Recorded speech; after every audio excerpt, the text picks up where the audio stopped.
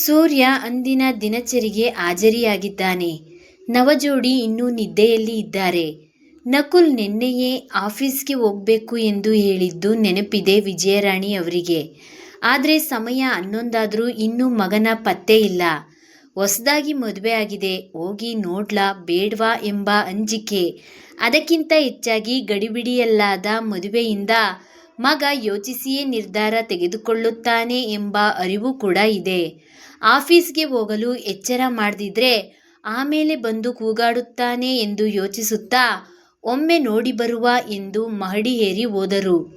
ಮಹಡಿ ಏರಿ ಬಂದ ವಿಜಯರಾಣಿಯವರು ಮೆಲ್ಲಗೆ ಬಾಗಿಲು ಬಡಿದ್ರು. ಯಾವುದೇ ಉತ್ತರ ಬರದಿದ್ದಾಗ ಮತ್ತೊಮ್ಮೆ ಪುನರಾವರ್ತಿಸಿದರು. ಆಗ್ಲೂ ಹಾಗೆ ಯಾವ ಉತ್ತರವೂ ಬರಲಿಲ್ಲ. ಡೋರ್ ಹ್ಯಾಂಡಲ್ ಹಿಡಿದು ತಿರುಗಿಸಿದವರು ಬಾಗಿಲು ತೆಗೆದು ಒಳಗಡಿ ಇಟ್ಟರು. ರಾತ್ರಿ ಹಚ್ಚಿದ್ದ ಲೈಟ್ಗಳು ಇನ್ನೂ ರೂಮಿನ ತುಂಬ ಉರಿಯುತ್ತಲೇ ಇವೆ. ಇನ್ನು ನಿದ್ದೆಯಲ್ಲಿ ಇದ್ದಾರೆ ನವಮಿ ನಕುಲ್. ಸುಂದರ ನಗುವೊಂದು ವಿಜಯರಾಣಿಯವರ ಸುಕ್ಕುಗಟ್ಟಿದ್ದ ಮುಖದಲ್ಲಿ ಆವರಿಸಿತ್ತು. ಕೊನೆಗೂ ತಾವು ಮಾಡಿದ ಪ್ಲಾನ್ಗಳೆಲ್ಲ ಸಕ್ಸಸ್ ಆಗಿ ಉತ್ತಮ ರಿಸಲ್ಟ್ ನೀಡಿದ್ದಕ್ಕೆ ಬಹಳ ಖುಷಿಯಾದ್ರು. ಇನ್ನು ಜಾಗಿಂಗ್ ಸೂಟಲ್ಲಿ ನಿಂತಿದ್ದವರು ತಮ್ಮ ಜೇಬಿಗೆ ಕೈ ಹಾಕಿ ಅವರ ಫೋನ್ ತೆಗೆದು ಬಹು ಮೆಲ್ಲಗೆ ಅವರಿಬ್ಬರ ಆ ಸುಂದರ ಕ್ಷಣದ ಫೋಟೋವನ್ನು ಸೆರೆ ಮಾಡಿಕೊಂಡರು ತಮ್ಮ ಫೋನಿನಲ್ಲಿ. ನಿಂತಲ್ಲೇ ನಿಂತು ಫೋನ್ ಸ್ಕ್ರೀನ್ಗೆ ಸೆಟ್ ಮಾಡಿಕೊಂಡವರು ಅದರ ಮೇಲೆ ಕೈಯಾಡಿಸಿ ಪುಟ್ಟ ಮಕ್ಕಳಂತೆ ಸಂತಸ ಪಟ್ಟರು. ಮಗನ ಖುಷಿಯನ್ನೆಲ್ಲ ತನ್ನದೇ ದೊಡ್ಡ ಸಂಭ್ರಮ ಎಂಬಂತೆ ಸಂತಸ ಪಡುವ ಈ ತಾಯಿಯ ಜೀವಕ್ಕೆ ಸಾಟಿ ಇಲ್ಲ. ಬಹುದಿನಗಳ ನಂತರ ಇಬ್ರು ನೆಮ್ಮದಿಯ ನಿದ್ರೆಯಲ್ಲಿದ್ದಾರೆ.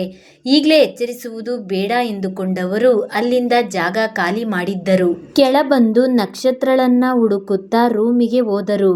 ಸೀರೆ ಉಟ್ಟುಕೊಳ್ಳಲು ಹರಸಾಹಸ ಪಡುತ್ತಿದ್ದವಳನ್ನು ಏನೇ ಚಾಕ್ಲೇಟ್ ಗರ್ಲ್, ನಾನು ಹೆಲ್ಪ್ ಮಾಡ್ಬೋದಾ ಎಂದು ಮಕ್ಕಳಂತೆ ಬಾಗಿಲಿನಿಂದ ಇನ್ನೂ ಇಣುಕಿ ಕೇಳುತ್ತಿದ್ದವರನ್ನ ನೋಡಿ ನಗುತ್ತಾ, ಅಯ್ಯೋ ಮೇಡಮ್, ನಾನೇ ನಿಮ್ಮನ್ನ ಕರಿಬೇಕು ಅಂತ ಇದ್ದೆ.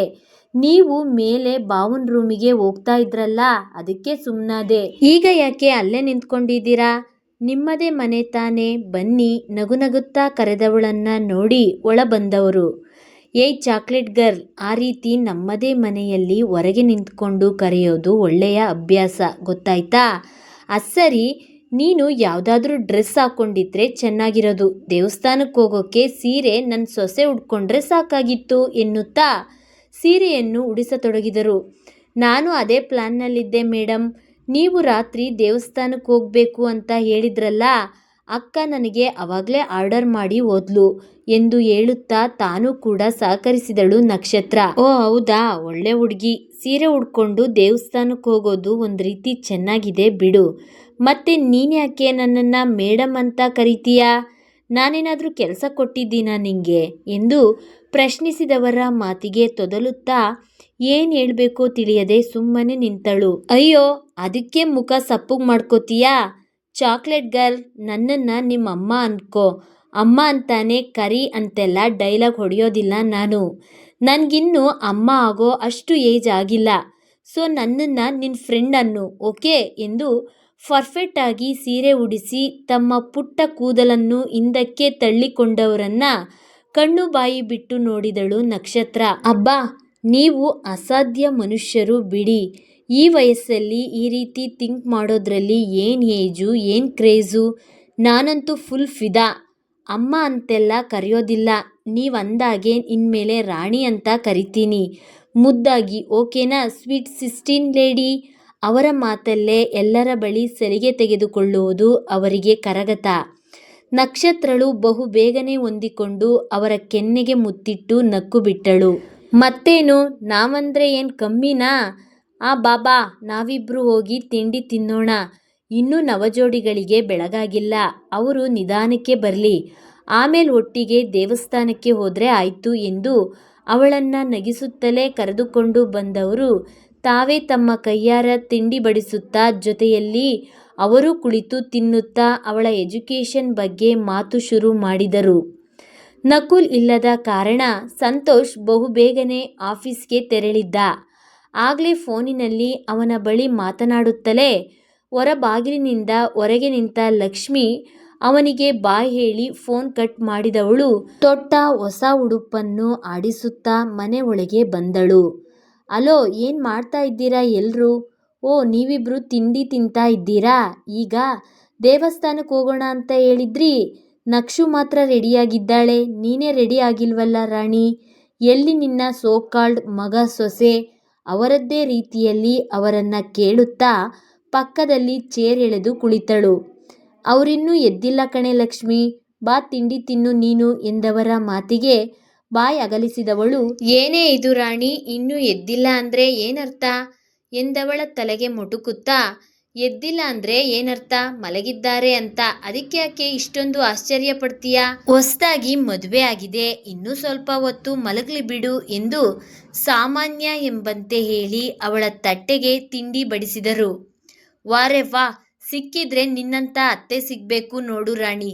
ಬೆಳಗ್ಗೆ ಬೇಗ ಎದ್ದು ಮನೆ ಕೆಲಸ ಮಾಡಿಲ್ಲ ಅಂದರೆ ಸೈರನ್ ರೀತಿ ಕೂಗೋ ಅತ್ತೆಯರ ಮಧ್ಯೆ ನೀನು ಪುಟಕ್ಕಿಟ್ಟ ಚಿನ್ನ ಕಣೆ ರಾಣಿ. ನೀನು ಸೊಸೆನ ಮಹಾರಾಣಿ ತರಹ ನೋಡ್ಕೋತೀಯ. ನನಗೂ ನಿನ್ನಂತಹ ಅತ್ತೆನೇ ಕಳ್ಸೊಪ್ಪ ಬ್ರಹ್ಮದೇವ ಎಂದು ಅವರ ತರಲೆಗಳನ್ನೆಲ್ಲ ಗುತ್ತಿಗೆ ಪಡೆದಂತೆ ಅವರನ್ನ ರೇಗಿಸುತ್ತಾ ನಕ್ಕಳು. ಆಹಾ, ಸಾಕು ಕಣೆ ಡವ್ ಮಾಡಿದ್ದು. ನಿನಗೆ ಅತ್ತೆ ಇಲ್ಲ ಅಂತ ಬೇಕಾದಷ್ಟು ಖುಷಿ ಇದೆ ಅಲ್ವಾ?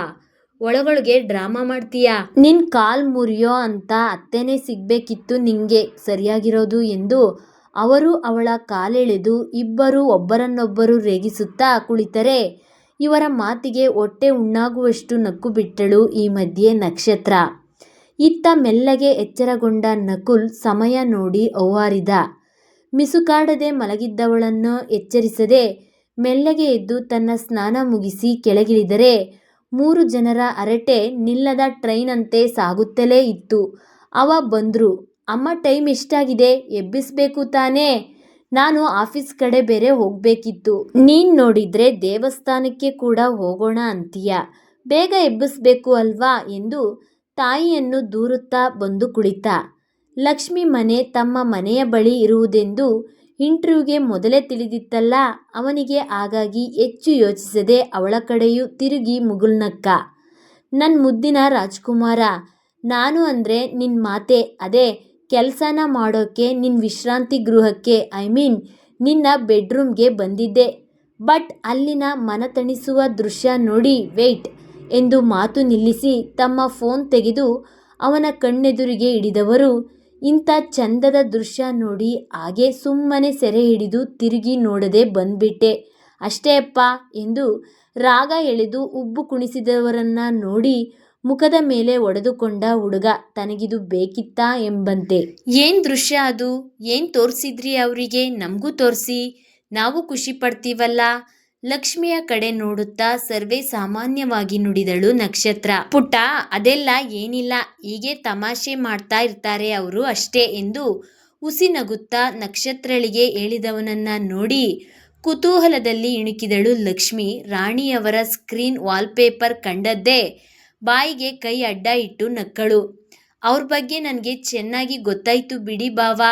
ಅಸ್ಸರಿ, ಅಕ್ಕ ಎಲ್ಲಿ ಎಂದು ಮಹಡಿಯ ಕಡೆಗೆ ಕಣ್ಣಾಡಿಸಿದಳು. ಅದು ಅವಳಿನ್ನೂ ಮಲಗಿದ್ದಾಳೆ ಎಂದು ಹೇಳಲೋ ಬೇಡವೋ ಎಂಬಂತೆ ಹೇಳಿ ಕಿರುಕಣ್ಣಿನಲ್ಲಿ ತಾಯಿಯ ಮುಖ ನೋಡಿದ. ಯಾಕೆ ಇಷ್ಟೊತ್ತು ಮಲಗಿರೋದು ಅವಳು? ರಾತ್ರಿ ನಿದ್ದೆ ಮಾಡಲಿಲ್ವಾ ಎಂದು ಮುಂದಕ್ಕೆ ಹೇಳುತ್ತಿದ್ದವರ ಮಾತನ್ನು ಊಹಿಸಿಕೊಂಡವನಂತೆ ಅಮ್ಮ ಎಂದು ಕಿರಿಚಿಕೊಂಡಿದ್ದ. ಅಯ್ಯೋ ಅಲ್ಲ ಕಣೋ, ನೈಟ್ ನಿದ್ದೆ ಮಾಡಿಲ್ವಾ ಅಂತ ಕೇಳೋಕ್ ಬಂದೆ ಅಷ್ಟೇ. ನೀನ್ ಯಾಕೆ ಕಿರುಚ್ತಾ ಇದ್ದೀಯಾ ಎಂದು ಕಣ್ಣೊಡೆದವರ ನೋಡಿ ಕೈ ಎತ್ತಿ ಮುಗಿದ್ಬಿಟ್ಟ. ಅದೇ ಸಮಯಕ್ಕೆ ನಿದ್ರೆಯಿಂದ ಎದ್ದ ನವಮಿ ಹಾಗೆಯೇ ಮೇಲಿನಿಂದ ಈ ದೃಶ್ಯವನ್ನು ನೋಡಿದ್ದೆ. ಯಾಕೆ ಅತ್ತೆಗೆ ಕೈ ಮುಗಿತಾ ಇದ್ದೀರಾ? ಏನಾದರೂ ಪೂಜೆ ಮಾಡ್ತಾ ಇದ್ದೀರಾ ಎಂದು ಅಲ್ಲಿಂದಲೇ ಕಣ್ಣರಳಿಸಿ ಪೆದ್ದು ಪೆದ್ದಾಗಿ ಕೇಳಿದಳು. ಮಡದಿಯ ಪೆದ್ದು ಮಾತಿಗೆ ಏನು ಹೇಳುವುದು? ಈ ಅತ್ತೆ ಸೊಸೆಯ ಮಧ್ಯೆ ಒಂದೇ ದಿನಕ್ಕೆ ಸಾಕಾದವನು ಸುಮ್ಮನೆ ತಿಂಡಿ ತಿನ್ನಲು ತಲೆ ಬಗ್ಗಿಸಿ ಕುಳಿತುಬಿಟ್ಟ. ವಾವ್, ಇದು ಹೇಗಾಯ್ತು ಅಂತ ಅಂದರೆ, ತುಂಟರಲ್ಲೇ ತುಂಟ ಅತ್ತೆ, ಪೆದ್ದರಲ್ಲೇ ಪೆದ್ದು ಸೊಸೆ, ಇವರ ಮಧ್ಯೆ ಪಾಪದ ಹುಡುಗ ಅಂತ ಆಯ್ತು ನಮ್ಮ ಬಾಸ್ ಕತೆ. ಪಾಪ, ಬೆಳಗ್ಗೆನೆ ಯಾಕೆ ಅವರನ್ನು ಗೋಳಾಡಿಸ್ತೀರಾ ನೀವಿಬ್ರು? ಲಕ್ಷ್ಮಿ ತನ್ನದೂ ಒಂದಿರಲಿ ಎಂದು ನಗೆ ಚಟಾಕಿ ಆರಿಸಿ ಇಬ್ಬರನ್ನು ಪ್ರಶ್ನಿಸಿದಳು. ನಾನಾ ಎಂದು ಸೋ ಕಾಲ್ಡ್ ಅತ್ತೆ ಸೊಸೆ ಇಬ್ರು ಬಾಯಿ ಬಿಟ್ಟು ಬಿಟ್ಟರು. ನೀವೇ ಸಾಕು, ತುಂಬಾ ಟೈಮ್ ಆಯ್ತು. ಇನ್ ಸ್ವಲ್ಪ ಲೇಟಾಗಿ ಹೋದ್ರೆ ದೇವಸ್ಥಾನದ ಬಾಗ್ಲನ್ನು ನೋಡ್ಕೊಂಡು ವಾಪಸ್ ಬರಬೇಕು ಅಷ್ಟೇ. ಹೋಗೆ ಅಕ್ಕ, ಬೇಗ ರೆಡಿಯಾಗಿ ಬಾ. ನಕ್ಷತ್ರ ಎಲ್ಲರ ಬಾಯಿಗೆ ಕೊನೆಗೊಂದು ಫುಲ್ ಸ್ಟಾಪ್ ಇಟ್ಟಳು. ಸರಿ ಲಕ್ಷ್ಮಿ ಬಾ ಎಂದು ಲಕ್ಷ್ಮಿಯನ್ನು ಕರೆದವಳ ನೋಡಿ, ಅಕ್ಕ ಯಾಕೆ ರೆಡಿಯಾಗೋಕೆ? ನಕ್ಷತ್ರ ಕೇಳಿದರೆ ಚಿಕ್ಕ ಮುಖ ಮಾಡಿದವಳು, ನಂಗೆ ಸೀರೆ ಉಟ್ಕೊಳ್ಳೋಕೆ ಬರೋದಿಲ್ಲ ಗೊತ್ತಿಲ್ವಾ ನಿಂಗೆ ಎಂದು ಮಹಡಿ ಮೇಲೆ ನಿಂತು ಜೋರಾಗಿ ಹೇಳಿದಾಗ ಕೆಲಸದವರು ತಿರುಗಿ ನೋಡಲು ಬಾಯಿ ಮುಚ್ಚಿಕೊಂಡು ರೂಮ್ ಒಳಗೆ ಓಡಿದಳು ಹುಡುಗಿ. ಲಕ್ಷ್ಮಿ ನಗುತ್ತಾ ನವಮಿಯನ್ನು ರೆಡಿ ಮಾಡುವುದಕ್ಕೆ ಹೋಗಲು ಮಿಕ್ಕ ಮೂವರು ಮಾತಿನಲ್ಲಿ ಕಳೆದು ಹೋದರು. ತುಸು ಸಮಯದ ನಂತರ ರೆಡಿಯಾಗಿ ಲಕ್ಷ್ಮಿ ಜೊತೆ ಮಾತನಾಡುತ್ತಾ ಬಂದಳು ನವಮಿ. ಅಕ್ಕ, ನೀನೊಬ್ಳದೇ ತಿಂಡಿ ಆಗಿಲ್ಲ, ಬಾ ನೀನು ಮಾಡು ಎಂದು ಕರೆದ ನಕ್ಷತ್ರಳ ಮಾತಿಗೆ, ಏನು ಬೇಡ ನಕ್ಷು, ಮಧ್ಯಾಹ್ನ ಆಗ್ತಾ ಇದೆ, ಒಂದೇ ಸಲ ಊಟ ಮಾಡಿದ್ರಾಯ್ತು. ಬನ್ನಿ ಇವಾಗ ದೇವಸ್ಥಾನಕ್ಕೆ ಹೋಗೋಣ ಎಂದು ಹೊರಡಲು ಸಿದ್ಧಳಾದವಳನ್ನು ನಿಲ್ಲಿಸಿ, ತಿಂಡಿ ಮಾಡದೆ ಎಲ್ಲಿಗೂ ಹೋಗುವಂತಿಲ್ಲ ಎಂದು ತಾಕೀತು ಮಾಡಿ ಅವಳಿಗೆ ತಿಂಡಿ ತಿನ್ನಿಸಿದ ನಂತರವೇ ನಕುಲ್ ಎಲ್ಲರ ಜೊತೆ ದೇವಸ್ಥಾನಕ್ಕೆ ಹೊರಟಿದ್ದು. ನಿನ್ನೆ ಮದುವೆಯಾಗಿದ್ದ ದೇವಸ್ಥಾನದಲ್ಲೇ ಇಂದು ಅರ್ಚನೆ ಕೊಟ್ಟಿದ್ದಾರೆ ರಾಣಿ. ಎಲ್ಲರೂ ಪೂಜೆ ಮುಗಿಸಿಕೊಂಡು ದೇವಸ್ಥಾನದಲ್ಲಿ ತುಸು ಸಮಯ ಕುಳಿತಿದ್ದಾಗ ಸಂತೋಷ್ ಫೋನ್ ಬಂತು ಎಂದು ಲಕ್ಷ್ಮಿ ಅತ್ತ ಎದ್ದು ಹೋದರೆ, ಸೀರೆ ಉಟ್ಟ ಹುಡುಗಿ ವಿವಿಧ ಭಂಗಿಯ ಫೋಟೋ ತೆಗೆದುಕೊಳ್ಳುವುದರಲ್ಲಿ ಬ್ಯುಸಿ ನಕ್ಷತ್ರ. ನವಮಿ, ನಕುಲ್ ಮತ್ತು ರಾಣಿ ಮಾತ್ರ ಕುಳಿತಿದ್ದರು. ದೇವರ ಗುಡಿಯಲ್ಲಿ ಕೊಟ್ಟ ಹೂ ಮುಡಿದುಕೊಳ್ಳಲು ಹೋದವಳು ಕೈತುಂಬ ಇದ್ದ ಬಳೆಗಳನ್ನು ನೋಡದೆ ಕಿವಿಗೆ ಜೋರಾಗಿ ತಾಗಿಸಿಕೊಂಡು ಅಮ್ಮ ಎಂದು ಸಣ್ಣದಾಗಿ ಕೀರುತ್ತಾ ತನ್ನ ಕಿವಿ ಉಜ್ಜಿಕೊಂಡರೆ, ಪಕ್ಕದಲ್ಲಿದ್ದ ನಕುಲ್ ನೋಡ್ಕೊಂಡು ಮುಡ್ಕೋಬೇಕಲ್ವಾ, ಅಮ್ಮಂಗೇಳಿದ್ರೆ ಆಗ್ತಾ ಇತ್ತು ಎಂದು ಅವಳ ಕೈ ಬಿಡಿಸಿ ಜುಮ್ಕಿ ಹಿಡಿದು ಮೆಲ್ಲ ಕಿವಿ ತಿಕ್ಕಿದ. ಗೊತ್ತಾಗ್ಲಿಲ್ಲ ಚಿನ್ನಿ, ಅಷ್ಟೇನು ನೋವಾಗಿಲ್ಲ ಎಂದು ಅವನ ಕೈಯಿಂದ ಕಿವಿ ಬಿಡಿಸಿಕೊಳ್ಳಲು ರಾತ್ರಿ ಅವಳ ಆಟಗಳು ಒಂದೊಂದೇ ನೆನಪಾಗಿತ್ತು ಹುಡುಗನಿಗೆ. ರಾಣಿಯವರಂತೂ ಎರಡು ಕೈಗಳನ್ನು ಕೆನ್ನೆಯ ಮೇಲೆ ಇಟ್ಟು ಇಬ್ರನ್ನ ಪಿಳಿಪಿಳಿ ನೋಡುತ್ತಿದ್ದಾರೆ. ಅಮ್ಮ, ಚಿನ್ನ ಸುಣ್ಣ ಬಣ್ಣ ಅಂತ ಕರಿ ಅಂತ ಯಾಕೆ ಹೇಳ್ಕೊಟ್ಟಿದ್ದೀಯಾ ಇವಳಿಗೆ? ನೀನು ಮಾಡೋ ತರಲೆ ಜೊತೆ ಇದೊಂದು ತರಲೆ ಸೇರಿಕೊಂಡು ಪಾವನ ಮಾಡ್ತೀರಾ ಇಬ್ರು ನನ್ನ ಜೀವನನ. ಇನ್ನೊಂದ್ಸಲ ಈ ಹುಡುಗಿಗೆ ಇಲ್ಲ ಸಲ್ಲದ ಹುಡುಗಾಟ ಹೇಳಿಕೊಟ್ಟು ತರಲೆ ಮಾಡು ಇದೆ ನಿಂಗೆ. ಮತ್ತೆ ನೀನು ಹುಡುಗಿ ಕೇಳು, ಇಲ್ಲಿ ಅಮ್ಮನ ಜೊತೆ ಸೇರಿಕೊಂಡು ತರಲೆ ಮಾಡಿದ್ರೆ ಸರಿಯಾಗಿ ಒದೆ ಬೀಳುತ್ತೆ ಎಂದು ಅವ ಇಬ್ಬರನ್ನ ಗದರಿದರೆ ಮರು ಮಾತನಾಡದೆ ಇಬ್ಬರೂ ಸರಿ ಎಂದು ತಲೆ ಆಡಿಸಿ ಅವನನ್ನೇ ನೋಡುತ್ತಿದ್ದಾರೆ.